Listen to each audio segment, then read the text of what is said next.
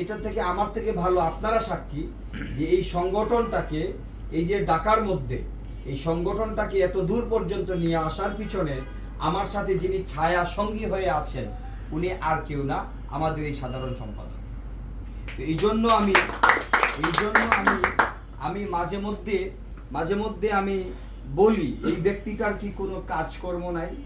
আমি যখনই বলি অমুক দিন প্রোগ্রাম, ঠিক আছে, আমার সিনিয়র সহসভাপতি, আমার উপদেষ্টা মণ্ডলী, আমার পৃষ্ঠপোষক, আমার আমার এত পদ নিয়ে বসে রয়েছেন, কত গুরুত্বপূর্ণ পদ নিয়ে বসে রয়েছেন, ডাকলে দেখি আমার তো এই কাজ আসছিল আজকে, আমি এই যে ভুলে গেছি, আমি তো এখানে আছি।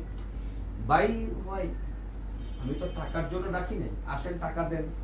আমার মনে হয় এরা এইসব ব্যক্তিরা প্রত্যেকটা মুহূর্তে আমার ফোন কলে ভয় পায়। কোন সময় জানি বলি যে কালকে প্রোগ্রাম আইসেন আর সাথে 2000 টাকা নিয়ে আইসেন, ওইখানে একজন গরিব মানুষকে একটা সহযোগিতা করতে হবে। আমার মনে হয় এইরকম একটা আতঙ্কের মধ্যে থাকে, আমার কাছে এটা মনে হয়। না হলে এখানে একটু আসবেন, বসবেন, আমার ডাকে আসছেন।